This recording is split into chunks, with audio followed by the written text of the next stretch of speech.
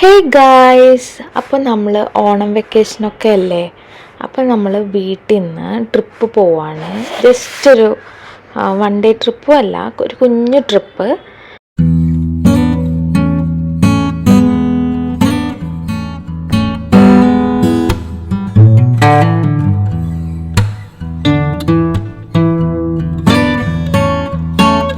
കാസർഗോഡ് ജില്ലയിലെ കാഞ്ഞങ്ങാടുള്ള ആനന്ദാശ്രമത്തിലേക്കാണ് നമ്മൾ വന്നത്.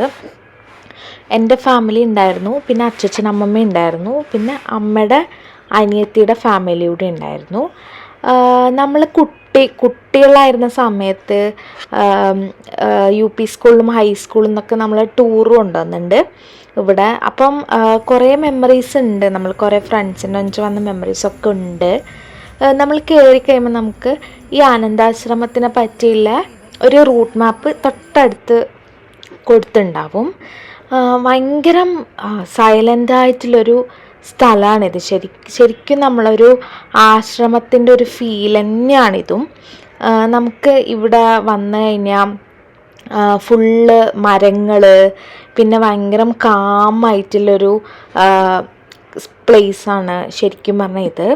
പിന്നെ ഇവിടുത്തെ ഗുരു, പിന്നെ ഗുരുവിൻ്റെ അച്ഛൻ, അമ്മ, അവരുടെ ഫോട്ടോസ്, പിന്നെ നമ്മൾ ഫേമസ് ആയിട്ടുള്ള കുറേ ആൾക്കാർ, വിവേകാനന്ദൻ, അങ്ങനെ കുറേ ആൾക്കാരെ ഫോട്ടോസൊക്കെ അവിടെ വെച്ചിട്ടുണ്ട്.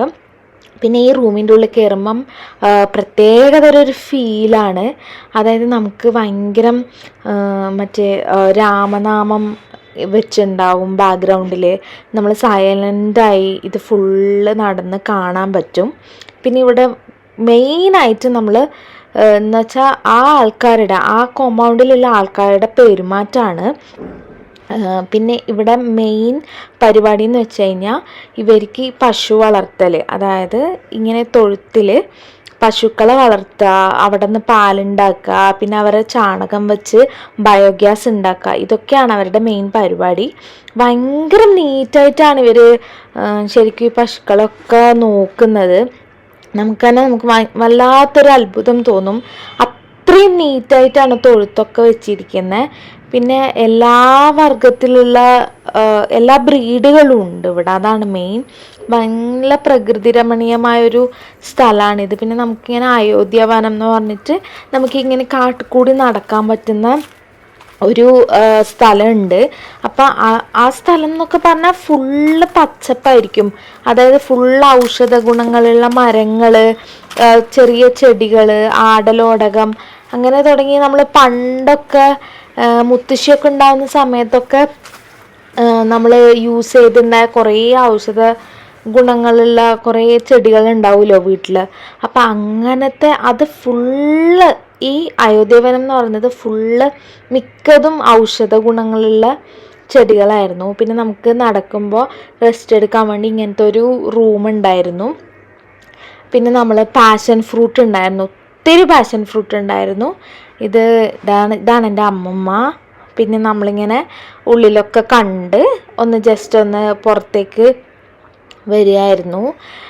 ഭയങ്കര പീസ്ഫുൾ പ്ലേസാണിത്. മസ്റ്റായിട്ടും ഒരിക്കലെങ്കിലും നിങ്ങൾ പോയിരിക്കേണ്ട സ്ഥലമാണ് ശരിക്കും ഈ അനന്താശ്രമം എന്ന് പറയുന്നത്. നമ്മൾ അടുത്ത സ്ഥലത്തെത്തി. ബേക്കൽ ഫോർട്ടിക്കാണ് പോയത്.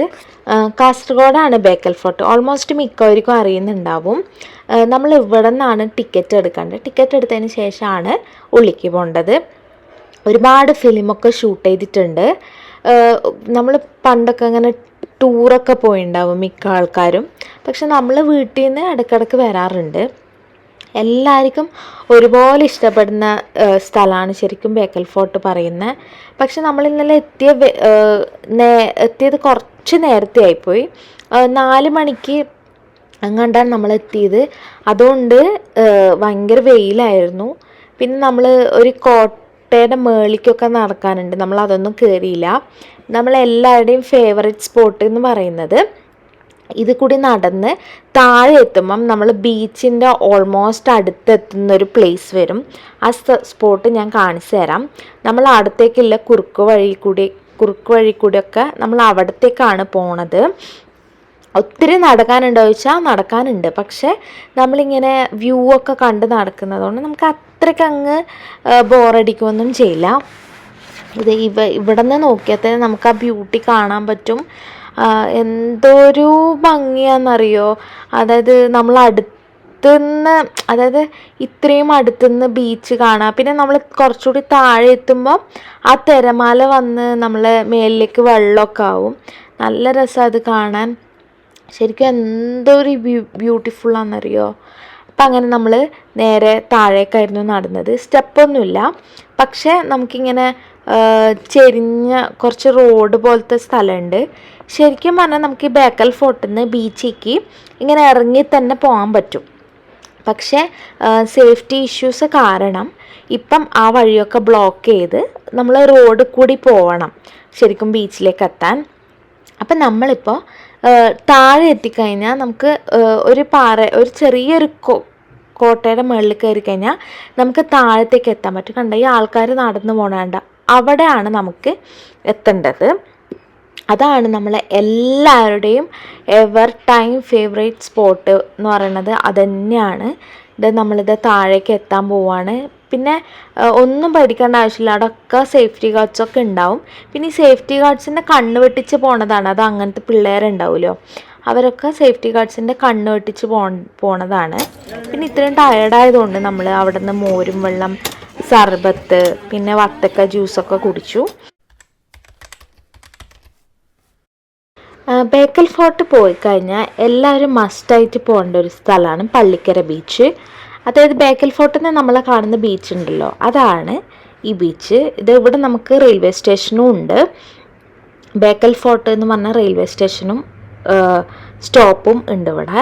അപ്പം നമ്മൾ റെഡ് മൂൺ ബീച്ചിലേക്കാണ് വന്നത്. പള്ളിക്കര ബീച്ച് എന്ന് പറയുമ്പം കുറേ ബീച്ചിൻ്റെ മിക്സാണ്. അപ്പം നമ്മൾ റെഡ് മൂൺ ബീച്ചിലേക്കാണ് വന്നത്. ഇങ്ങനെ ഒരുപാട് ഇവിടെ എത്തിയപ്പോൾ നമ്മൾ ഓൾമോസ്റ്റ് ഒരു 6 മണിയൊക്കെ കഴിഞ്ഞിട്ടുണ്ടായിരുന്നു.